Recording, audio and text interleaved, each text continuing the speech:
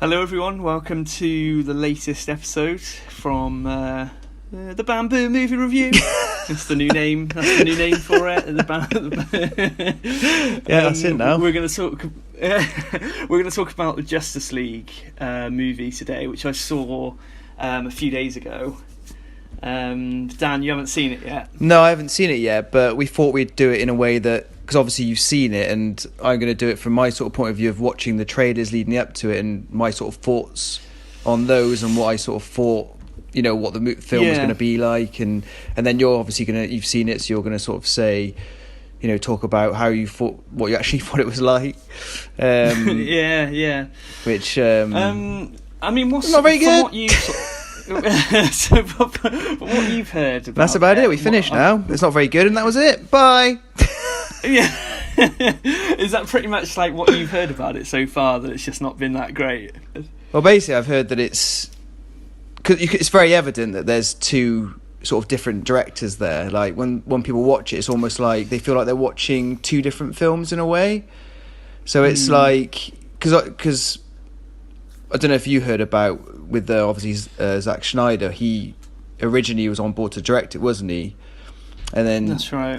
He got so far, and then there's a family tragedy, so he had to come off it, and Joss Whedon took over. And obviously he's a very different director, isn't he, to Zack Snyder? And apparently it's quite, when you're watching it, you can tell the bits that are sort of Zack Snyder's bits, and you can tell the bits that are Joss Whedon's, and they've sort of been put together, and it's almost like a mishmash of two directors. It doesn't look right. It doesn't seem like it's been directed by sort of one director. It's very sort of like, you know, all over the place in a way in that respect.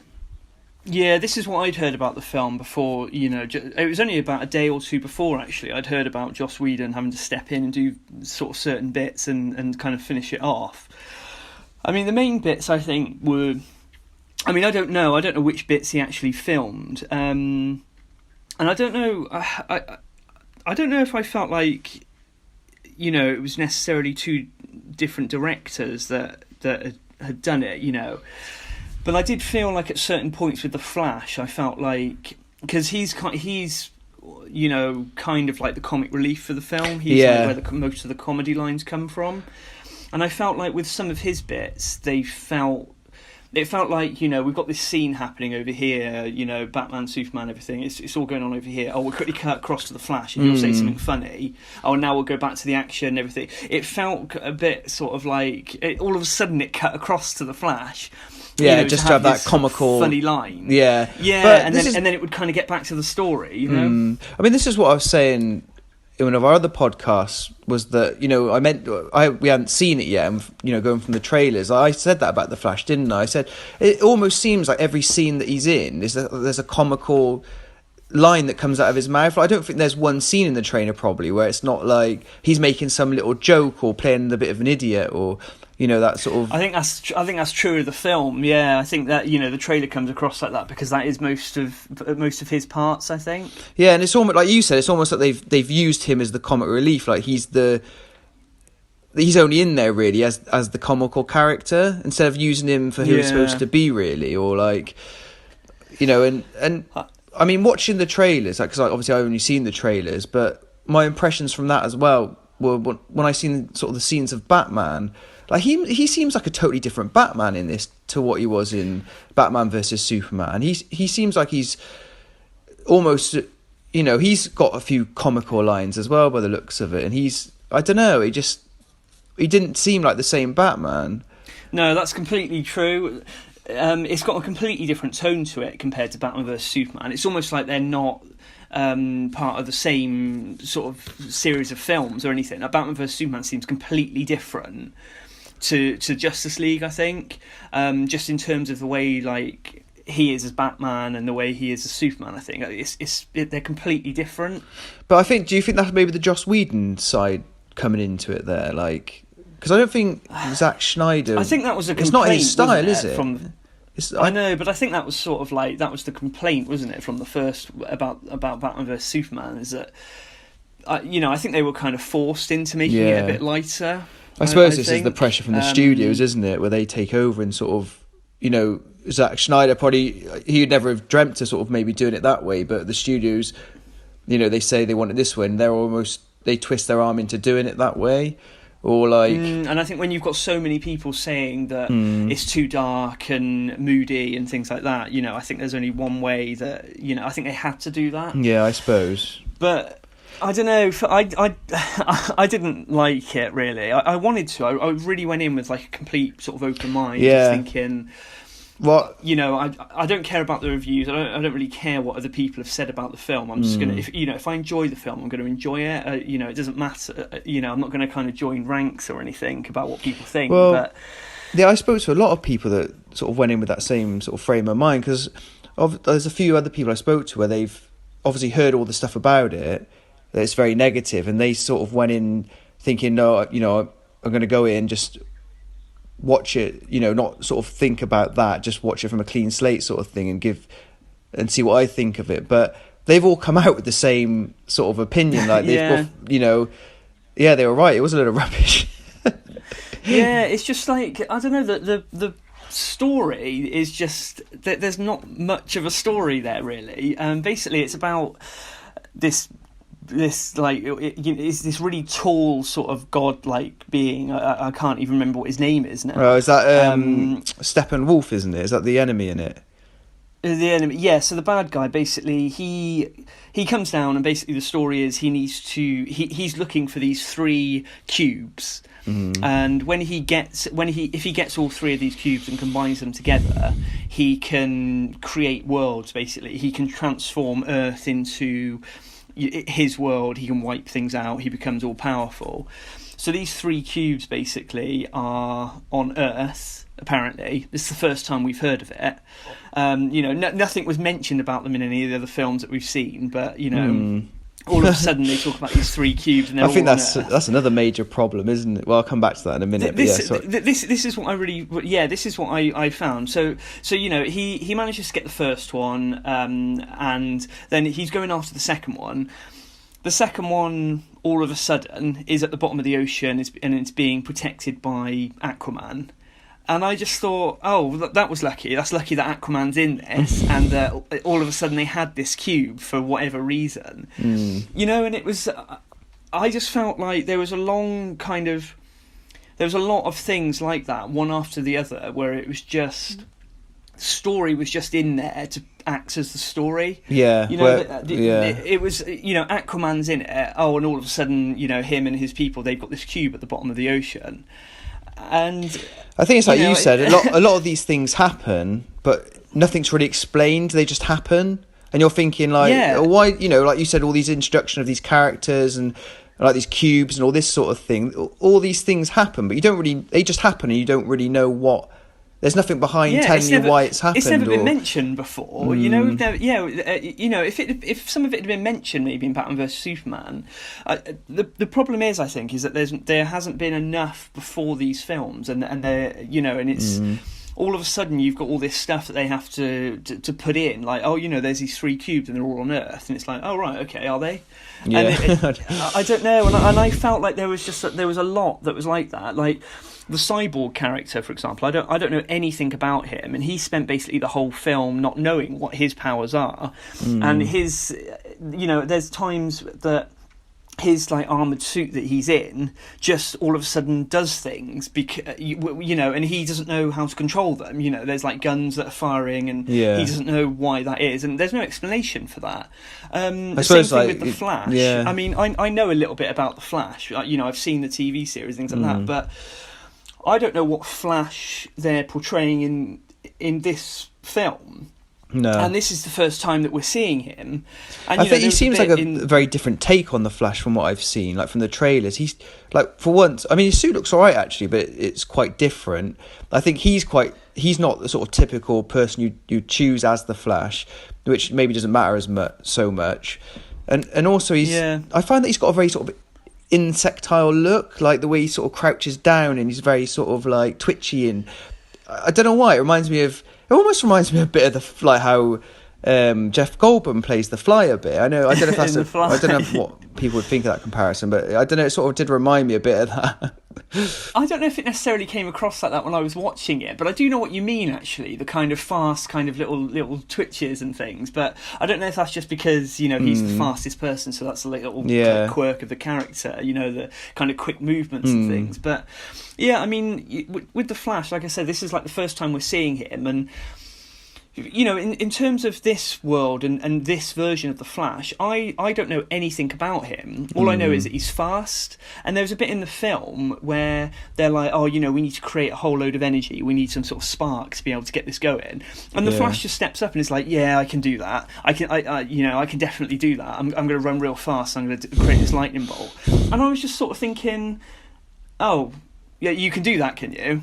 Oh, you know, that's lucky. That's lucky that everyone's, you know, that you're here, that you can do that. And it's funny that though, because he creates this lightning bolt, and I was just like, okay, yeah, I do. You know, I've read the Flash comics, I've seen the series, I do know who the Flash is, but I was thinking from an outside perspective, if you're seeing the Flash for the first time, and even I felt this, it's just sort of like, well, I don't know what his limitations are. You know, the story is basically whatever they want it to be. The characters are there to do whatever they need to at that particular moment in the story. You know, that's what the problem was for me, I think. From what you're saying there about, like, you obviously the Flash steps in at the right time, and he sort of uses powers in a certain way to, you know, he's lucky he's there coincidentally to be able to do that. But when I was watching the trailer, actually, I saw there's a clip of Aquaman, which is very similar, where I think the bad guy, he blocks a missile into the wall, into the sewers or something, and it breaks a hole and the water comes out. And then Aquaman steps in to, like, stop the water. That's sort of another example of what you're saying in a way, isn't it? Where they almost do that, so, like, you know, they can use Aquaman just for the sake of it. Do you know what I mean? Just, you know, he's there at the right time to be able to, like, stop the water in a way. Do you know what I mean? Yeah, exactly. And when he turns up at that particular moment, I didn't feel that I'd learn enough about him to understand his abilities and things like that. So again, he showed up at the right time, and it was like, oh, he can do that, can he? He can stop the water, and that's just how it felt, really. I mean, maybe it'll be better once the films have come out and you know these characters. But just watching it as like a singular film, I just felt like it didn't work that well, really. Yeah, I mean, there was one really good sort of standout moment for me, and it was a really minor point. But basically, there's a tiny bit in the film. It's kind of a bit of it's not really a spoiler, but basically, Superman's trying to fight off sort of Batman, Aquaman, the Flash. They're all kind of trying to stop Superman from sort of flying away and stuff. And basically, they're all like grabbing onto him, and he's sort of holding them back. And then the Flash, he goes into sort of super speed, and he's trying to creep up on Superman. So he's like running my around brother next told me to about him. this. Yeah. Yeah, and then you just see Superman's eyes just turn, and he clocks the Flash coming up on him, and I thought that was a really cool thing, actually. And then he just turns, and then it goes into a bit of a fight between him and the Flash. But that actually was like a really cool moment. I thought that was really, really good. But overall, I just felt like there wasn't enough sort of history to the characters. I didn't know anything about the characters, and they're just thrown together, and they're just there to solve problems in the story as it comes up. And I was just left feeling like, oh, okay, I didn't know they could do that, but that's that problem. I mean, once again, like, this is something we sort of talked about before we saw the film, and we just thought, you know, it is. Watching the trailer, you just think, you know, you've got all these characters. You sort of know this before you see it, don't you? You think it's impossible to squash all this in to one film, especially a film that's been made. I mean, it's done under 100 minutes, isn't it? I mean, once again, the studios come in and say, no, we want this film and this amount of time, so they've had to try and... It's difficult, really, because I feel like it was a film that I really wanted to like, and, you know, I thought, well, you know, even if the story's not that great or whatever, I can still enjoy it, but I struggled to, because I didn't get a chance to get to know the characters properly. You know, I felt like that was where it fell down a little bit for me. Yeah, and I think that, like we said before, if it had built up they had their separate films, like the Flash had separate films before, and they'd done it over so many years. Obviously, like Marvel had done. I mean, it's sort of, you sort of know it was going to be disastrous before, in a way. Like when as fast as they brought this Justice League film out, after Batman vs Superman, it had that written all over it, in my opinion. But and once again, sorry, going back to like them squashing it down into that amount of time. I mean, it's ridiculous, really, and I've heard people say that when they're watching it, it's like we mentioned before, that things are happening and it's not explaining it. So it's almost like, I don't know if maybe if you saw the full cut, then it would maybe explain those things a bit more, or whether they've had to try and cut those out just to try and, I don't know really, but...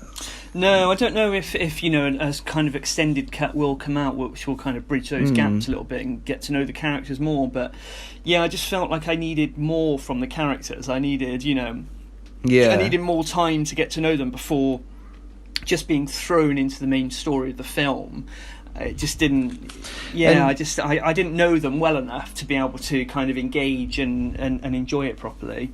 And plus, it didn't help the fact that it's so different in tone compared to Batman versus Superman. They're I know, almost it doesn't, opposite ends of the scale. That's something that really annoys me. It really annoys me, that, because I really like the dark aspect of those films, and it's something that really frustrates me why they had to change it, because I don't know. I mean, obviously they're getting feedback from, obviously, I suppose, the people that watch it, in a way, aren't they? So if the majority don't like that, that's obviously why they changed it. But it's just frustrating. I mean, thing is with Christopher Nolan, because he did the Dark Knight trilogy, it goes to sort of prove that you can make films that are dark and serious but be very good. So they're popular, so I don't really understand why people are so against these other DC films being like that, really.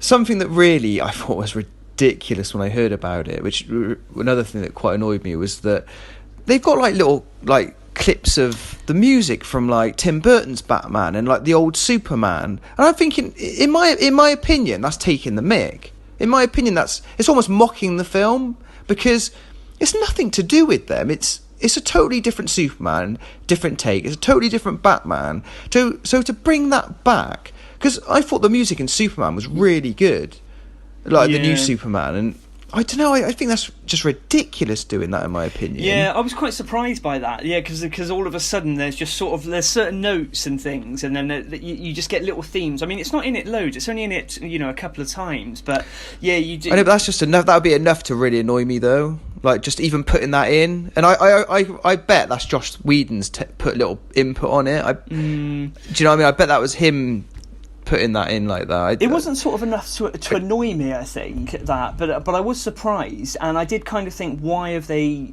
why do you need to kind of reference the other films? I kind of feel like this is like a new setup for them, and I didn't feel like they needed to do that necessarily. Because it took a while to sort of like actually sort of do a different interpretation of Superman. Like, obviously, when Superman Returns came out, that was carrying on from the old ones. So to finally break free from them, it took quite a long time to get this fresh outlook on Superman, and then to suddenly sort of go back to that in a way and take. Do you know what I mean? But you never know when you watch it, you might suddenly be surprised by that. You might actually think, oh, it's not as bad as what you think. No, I won't. But it's not that it being bad. It's the fact it's the frustration of it, that the fact that it's nothing to do with that. So I don't. There's no point in it. Yeah. Like, there's no point even putting that in. I know what you're saying. What is the need for that, if you know what I mean? What's the need for it? Yeah, definitely. Do you know what I mean? Yeah. Like, they wouldn't do that with, like, I don't know, what I mean, like, say, a Marvel film or something, They wouldn't take some music from, like, an olden days one, or, and put that in. So what's the need to do it with these? That's true. Do you know what I mean? They don't necessarily reference the older films, yeah. But another thing I'd like to talk about is the CGI as well, because I've been told it almost looks quite second rate, the actual sort of look of the film. It is very apparent that his face has been CG'd, and it almost. Oh yeah, it almost felt like. When I heard about that, I couldn't believe it. But it almost felt like for a lot of the film it had been CG'd as well. I kind of felt, I don't know. I can't believe that there was like sort of so much of it, because there was certain scenes I was watching, and yeah, it did. It just felt like I was watching a CG face, and I kind of thought, why is that happening? Why does that not look quite right? And I found it quite distracting. Actually, it was a shame. Yeah, I think they could have done stuff maybe to get around that a bit better. Like, obviously he had the moustache, but maybe make him grow a beard, or maybe keep the moustache. That might have looked better than to CGI out like that. I mean, I haven't seen it, but I've heard some pretty bad things about that. Yeah, no, it was a bit sort of surprising and shocking to kind of see it. It was just, it just didn't look quite right, and yeah, like I said, it just kind of took me out of it a bit, I think. And like the enemy as well, apparently he's all CGI, isn't he? And apparently it doesn't look quite right either. Is that right? Or? Yeah, I mean, but again, the thing is with him, that's kind of becoming a standard, isn't it? You know, like having an all CG character, or someone playing him and they just CG over the top. That was. I mean, I think it doesn't look, you can tell that it's CG and it doesn't look real. We've been saying that for years, but it doesn't seem to stop them from doing it. That's the thing. Like, when I was watching it, I was just like, oh, there's a CG, there's a computer character, there's a game character sort of thing. Did you get the impression that he was sort of just put in there, like, just to sort of, so they could all fight together, like, that he didn't really have, like, once again, you don't really know much about him, he's just sort of put in there. And someone was saying that apparently they've all got quite similar abilities in the film, that they can all fly and they can all, and they're all fighting him. But Batman's almost like, because he hasn't actually got any real superpowers, and he's almost in the background, and they haven't used him in the right way, because it's almost like he's sort of, they don't use him enough. Apparently, he's sort of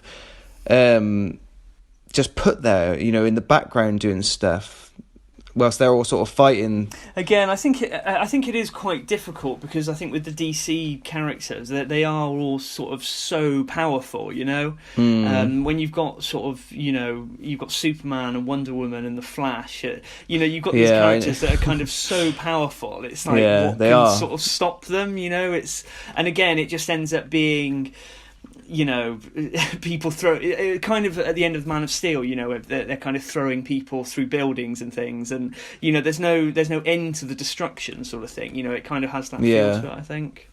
Yeah, that's another thing I was going to say about the trailer that I got from the trailer, was that I felt there was, once again, the whole destruction thing. So is that in the film, is actually there is quite a lot of that destruction again, is there, like there was in Man of Steel? Or? Not on the level of Man of Steel. It's more, I mean, there is destruction and explosions and things like that, but it is more, I think it is toned down a little bit more, I think. And, I think some of the action sequences, they were put together sort of quite well. They weren't sort of over the top CG, some of, as I think they could have been. But yeah, it was the characters that let it down for me, really. It was just there wasn't enough of the characters to be able to sort of relate to them. Did you feel that you did it, even though it was that bad, did it sort of keep you interested in a certain way to the end, or did you start getting a bit sort of bored and thinking, this is ridiculous, I can't even bother to see this? Or a little bit. I mean, I wouldn't say that I was kind of, the film wasn't sort of long enough for me to think, I'm getting bored or anything like that. So it wasn't so much that. It was just, I think, like you said, it was just the frustration of it, really, because I wanted to like it. I really wanted to like the characters and enjoy it as I did Man of Steel. I really wanted to get into it. But I was just frustrated that I couldn't, because all the scenes that I was watching, there was just, I don't know, I just felt like I was coming up against a wall constantly, because it was like, I felt like as soon as a scene started to get going or something's happening, it would cut away and then you'd get this action sequence or something, it just, I don't know, it was just missing something, and I think that, running length of like 2 hours or whatever is long enough. That's fine, but I just think... Yeah, but I think for that type of film, when you've got so many characters that's and things, that's where it gets... That's, like you said, I mean, before, if you had all, if it built up to it, the film could have been that long probably, and it still could have got away with being a Justice League film and not having to, you wouldn't have all those like gaps, would you? So you could concentrate on one thing in the film, but because... it's in that time length and you don't know anything about these characters and they're all cropping up and these different like things that are happening, nothing's explained. I think that's it's a shame, I think, because I really like, the DC characters, and I did like Man of Steel. I liked Batman vs Superman. I thought that could be better, but I still liked it. And it's just a shame where it's gone, really. But I don't know, where do you think it's going to go from here anyway? Do you reckon they're going to sort of... I had a quick look at this. I kind of did think, where are the, what do we get next from the DC movies? And, I think obviously The Flash is getting his own film. Aquaman next year we get. Yeah. I mean, in terms of like the standalone Batman film and a Justice League 2 movie, I'm not really too sure. I don't know how much we've heard about those. But like I said, I mean, whether when The Flash gets his own film and then Aquaman... whether you'd then come back to this film and it would fill some of those gaps and I'd like it a bit more is possible. But at the moment, it's been done the wrong way round, So at the moment, I feel like I can't enjoy this film as I would have liked to have done, But maybe in a year that would be different. I don't know. Thank you very much for listening, everyone. You've been listening to Daryl and Dan, and this has been the Boo Woo Movie Review.